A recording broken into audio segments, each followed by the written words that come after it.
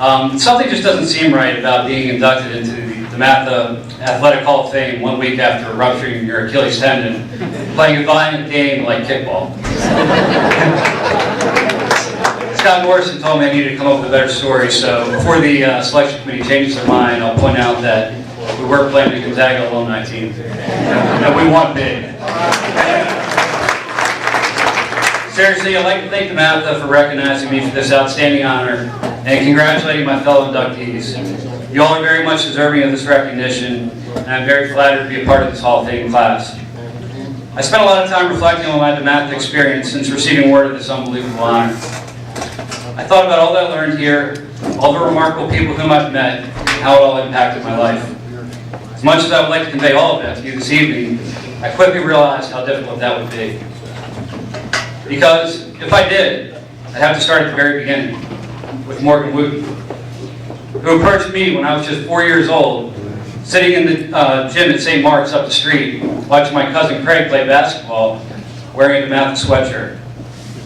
He came up to me, struck up a conversation, and quickly taught me the meaning of class.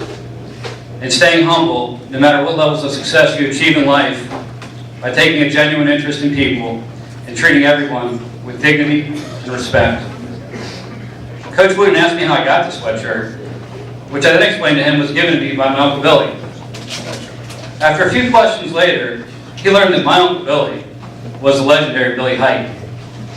He knew him as one of the best athletes and people ever to come out of DeMatha. Well, I simply knew him as one of my dad's best friends who taught me some of life's greatest lessons.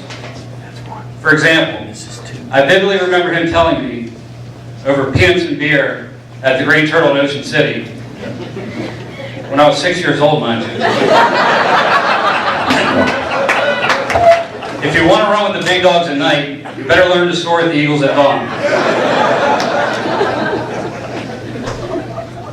I'm not sure that I fully understood what that meant at that age, but I sure figured it out later on in life.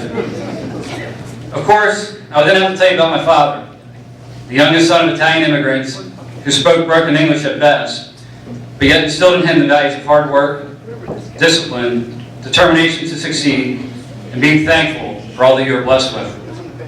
Values that he and my mother would pass on to me throughout my life.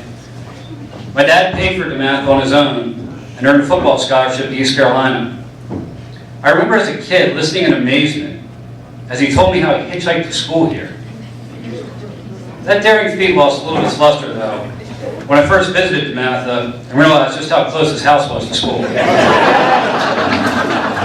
I'll never forget coming home and asking him, "Dad, why don't you just walk?" About mine, all of whom I also met at DeMatha.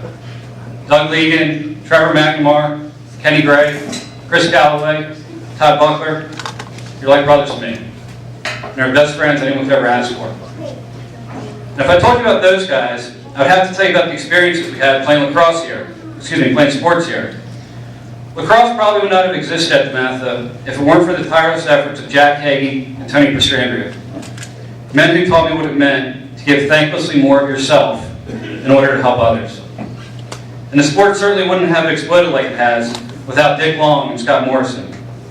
Due to an unfortunate family emergency, Coach Long had to cancel his trip to be here this evening, but I will forever owe him a huge debt of gratitude, because I would not have achieved the success I later experienced in lacrosse and life without him. Among other things, he taught me what it meant to lead and how to inspire others. And if I told you about lacrosse and Coach Long, I would also have to tell you about playing football here and the great coaches I also had in that sport. Anyone who has ever played for Bill McGregor will forever remember his favorite quote: "Class gets you to the top, character keeps you there." Those words might not fully resonate with the 17-year-old, but you certainly realize the truth of them later in life. Of course, I then also have to tell you about Marco Clark and Dino Campbell. The greatest lessons I learned from those two outstanding men is how to stay mentally strong, and how your mindset and attitude dictate how you handle everything that happens to you in life. I can't thank them enough for that invaluable wisdom. If we are fortunate enough to have Dr. Buck Alphick here with us this evening, another DeMatha legend who taught me so much, he'd quickly point out that my speech here tonight has been somewhat reminiscent of the children's book, If You Give a Mouse a Cookie. And of course, like always, he'd be right. I can't help it. It happens to be my two sons' favorite book. And that, my friends, I've truly come to learn is what all my DeMatha experiences have taught me and prepared me for, being a dad. Because of all the successes that I've been blessed to achieve, and of all the accolades that I've earned, the greatest one of all, by far, is being called Dad by my two little angels, Luke and Shay. You two will forever be my crowning achievement, and I can only hope that I can pass on to you and your generation all that has been passed on to me by this exceptional school and all the great people who have walked these halls. Thank you. God bless you all.